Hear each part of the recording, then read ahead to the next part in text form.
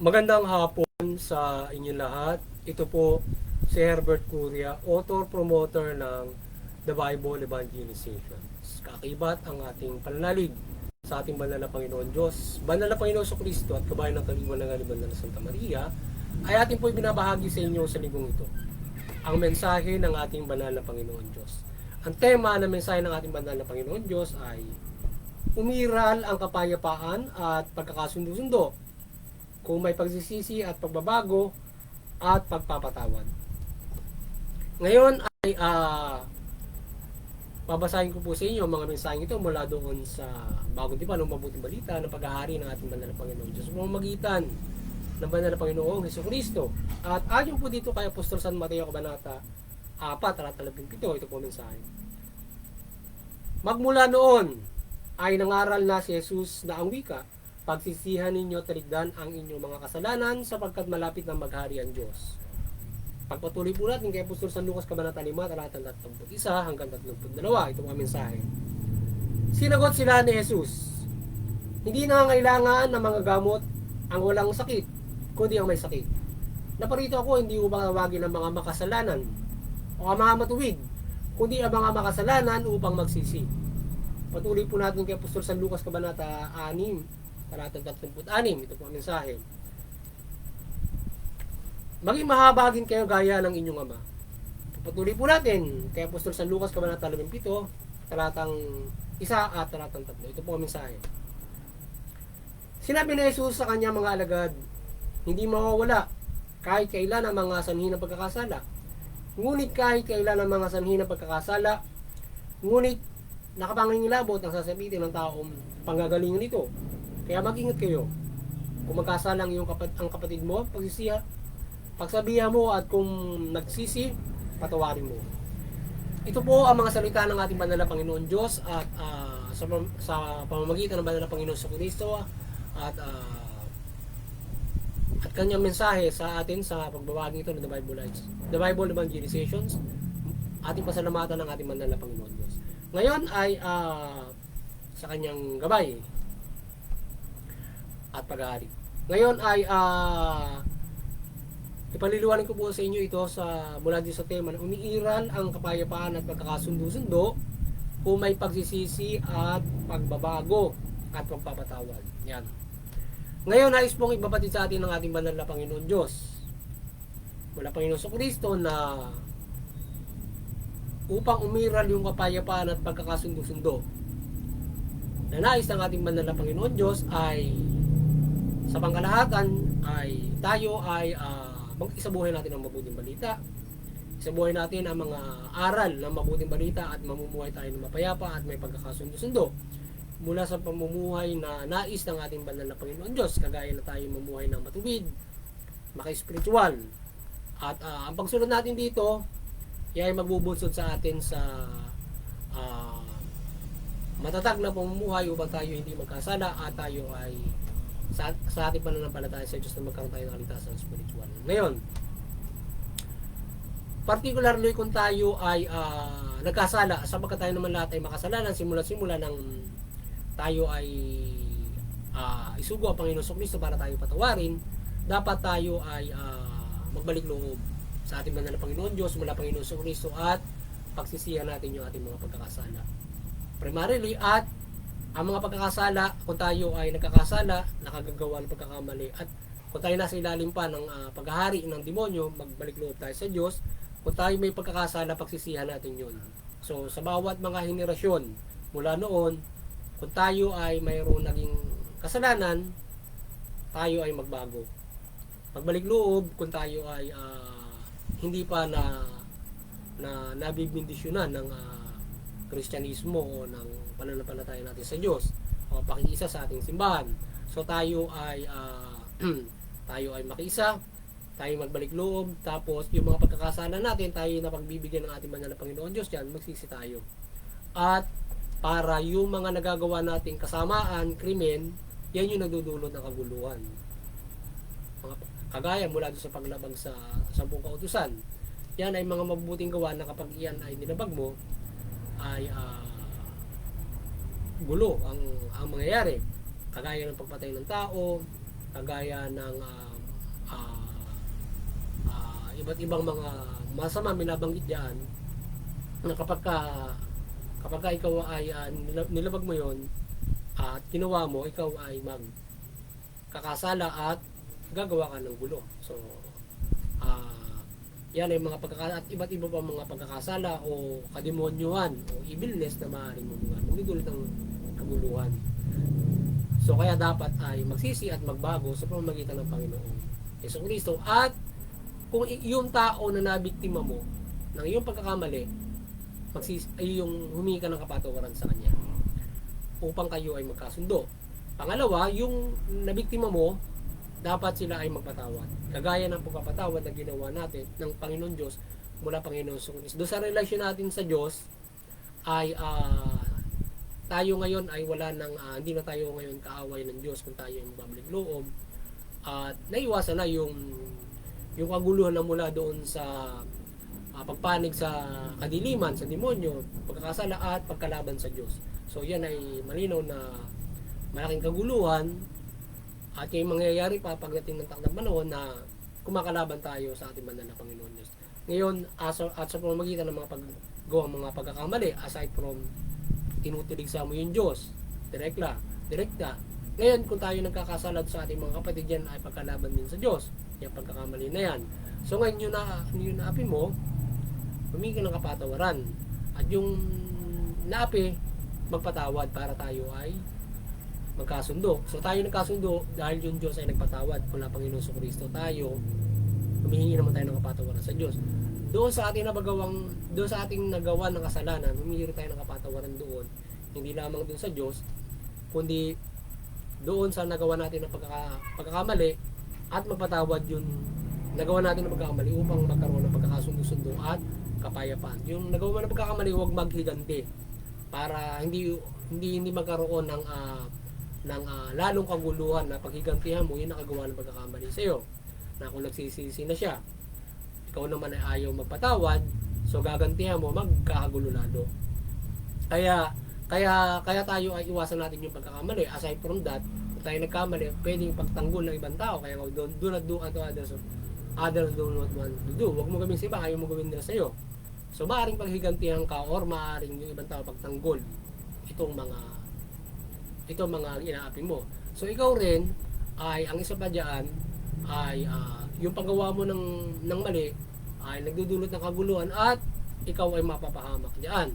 Mula doon sa gobyerno na ginawa nga at maaaring maghiganti yung ibang tao or yung ibang tao ay magpagtanggol. So ikaw ay maaaring magperwisyo o lalo lumaki ang kaguluhan laban sa gobyerno kung ikaw nakagagawa ng pagkakamali.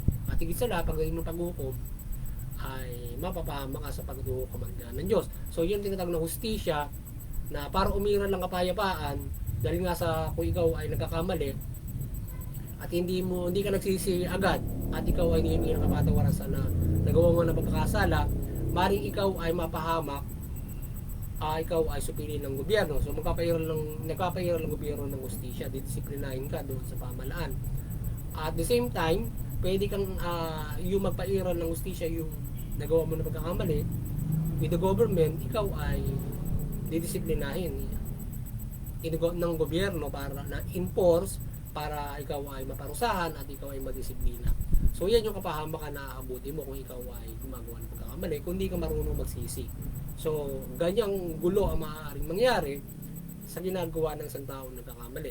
So ngayon, kaya para hindi na dumaan pa yung hustisya, para umiral ng kapayapaan, enforce na yung gobyerno susupiling ka at maliban doon sa intervention ng Diyos ay tayo ay magsisi, magbalik loob at magpatawad naman yung ating kapwa-tao.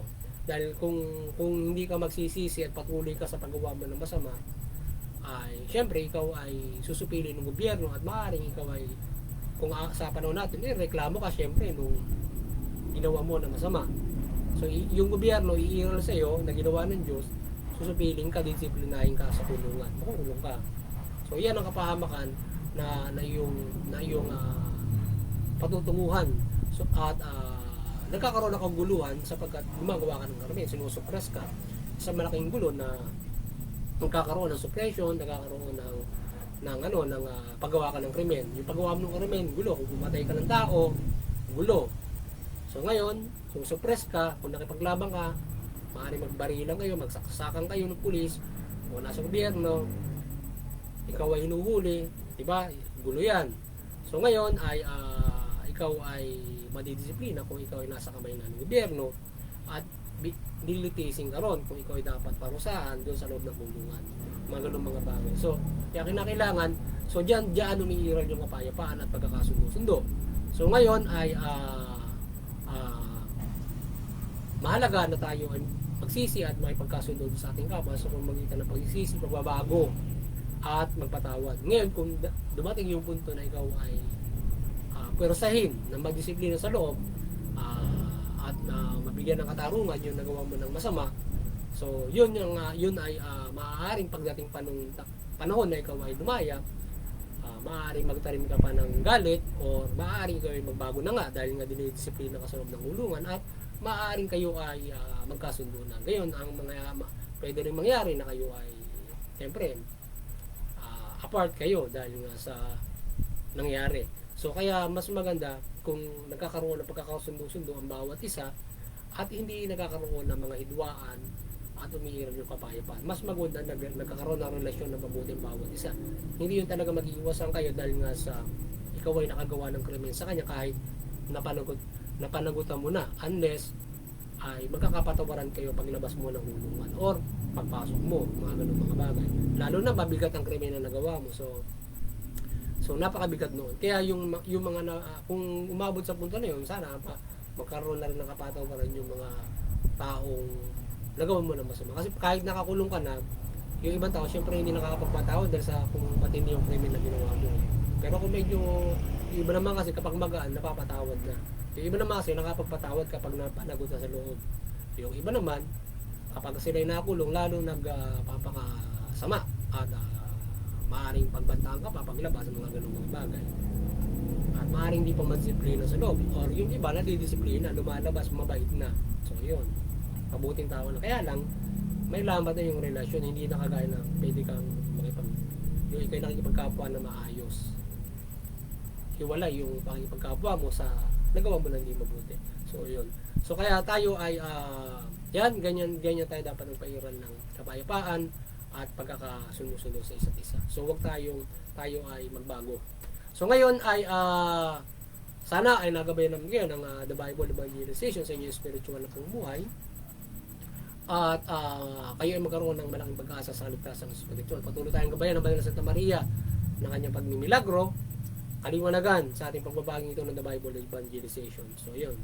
At tayo ay may gabay sa ating pagtalima ng mabuting balita. At higit sa lahat ay tayo ay sa makikinig tayo magtuon ng pansin at tayo ay talimain natin ito, ang mabuting balita. Higit nating dito tayo mag-focus at ito yung nakagagabay sa atin para sa ating kaligtasan. Ngayon, kung tayo gabay ng Banal na Santa Maria at iba't ibang gabay ng ating Banal na Panginoon Diyos, yan ay maganda. Kagaya nung halimbawa tayo ay binibigay niya yung ating kahilingan na mag-umunlad tayo, ibigay sa atin yung ating mga pangangailangan, yan. May mga ganyan na tayo ay